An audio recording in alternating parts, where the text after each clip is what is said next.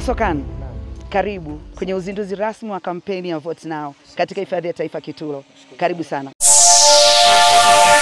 Moja kwa moja ni kutoka ndani kabisa ya eneo la hifadhi ya taifa Kitulo, nyanda za juu kusini mwa ardhi ya Tanzania.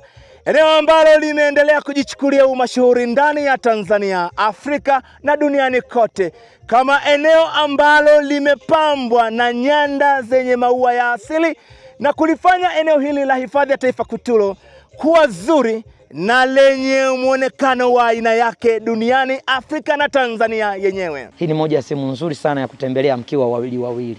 Mazingira yanaruhusu, hali ya hewa yanashawishi.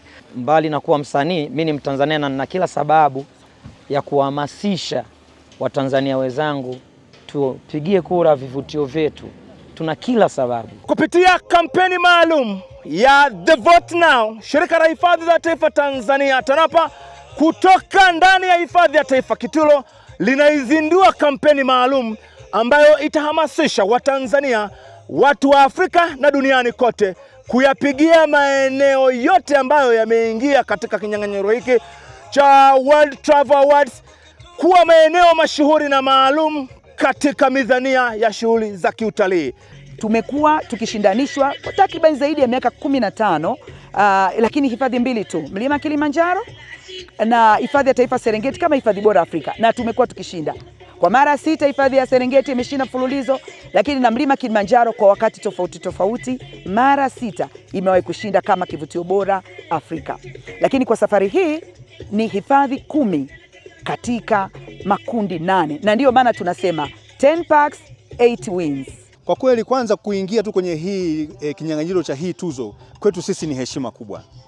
Heshima kubwa kwetu sisi kama hifadhi ya Kitulo, kama kanda ya kusini na kama shirika la hifadhi za taifa Tanzania. Na kwa hiyo tunatumia fursa hii kujulisha umma wa Tanzania pamoja na dunia kwa ujumla watupigie kura kwenye hiki kipengele cha Africa's Leading Honeymoon Destination. Maana yake ni kwamba ni mojawapo ya leading destination ya masuala ya fungate kwa Kiswahili. Kwa hiyo wale wote ambao wanapenda kutumia fungate zao baada ya kufunga ndoa nini, waje Kitulo, hawatojutia. We want to see Tanzania leading the way to Africa for destination weddings. You have everything here. Remember, Tanzania could be the perfect fit for your wedding dreams. Maua haya hayajapandwa, maua haya ni asili.